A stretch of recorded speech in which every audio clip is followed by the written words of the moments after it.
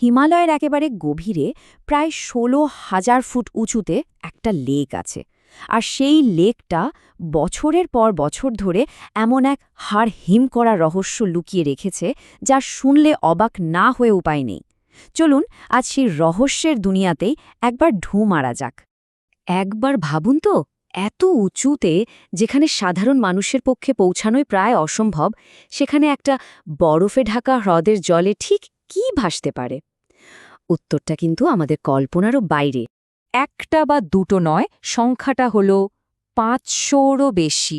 আর এই সংখ্যাটাই কিন্তু পুরো ব্যাপারটাকে আরও জটিল, আরও রহস্যময় করে তুলেছে। হ্যাঁ, ৫০০রও বেশি মানুষের কঙ্কাল যুগের পর যুগ ধরে ওই হিম শীতল জলের নিচে পড়ে আছে। কিন্তু আসল প্রশ্নটা হলো, এতগুলো মানুষ একসাথে ওখানে মারা গেল কিভাবে? যখন বিজ্ঞানীরা এই রহস্যের সমাধান করতে নামলেন, তখন যা সামনে এলো তা ছিল একেবারে চমকে দেওয়ার মতো।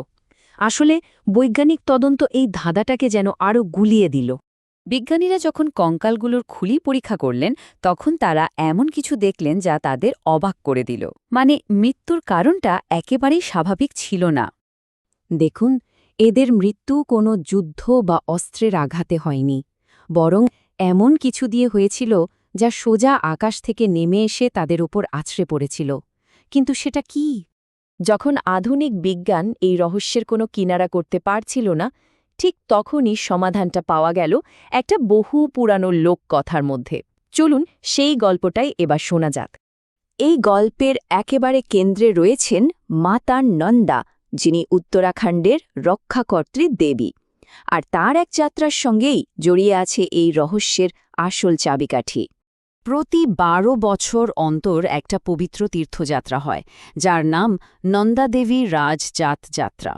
আর এই যাত্রাপথেই পড়ে সেই রহস্যময় রূপকুণ্ড হ্রদ, যেখানে লুকিয়ে আছে এক ভীষণ মর্মান্তিক ইতিহাস। এবার তাহলে আমাদের ফিরে যেতে হবে কয়েকশো বছর আগে, কনৌজের রাজা যশোধবলের এক দুর্ভাগ্যজনক যাত্রার গল্পে।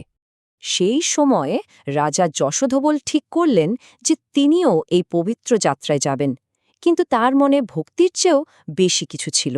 রাজার অহংকার ছিল মারাত্মক। তিনি দেবীর এই পবিত্র যাত্রাকে একটা রাজকীয় পিকনিক ভেবে বসেছিলেন।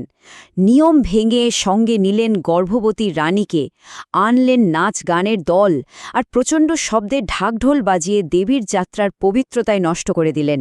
এটা ছিল এক চরম অপমান। আর যেই মুহূর্তে রাজার সেই বিশাল দলবল রূপকুণ্ড হ্রদের কাছে পৌঁছাল, ঠিক তখনই মাতা নন্দার ভয়ঙ্কর ক্রোধ তাদের ওপর যেন বজ্রপাতের মতো নেমে এলো। এক মুহূর্তে ঝলমলে পরিষ্কার আকাশটা ঘন কালো মেঘে ঢেকে গেল, চারদিকে একটা ভুতুড়ের নিস্তব্ধতা নেমে এলো। কিন্তু সেটা কোনো সাধারণ বৃষ্টি ছিল না। আকাশ থেকে যেন সাক্ষাৎ মৃত্যু ঝরে পড়তে লাগল।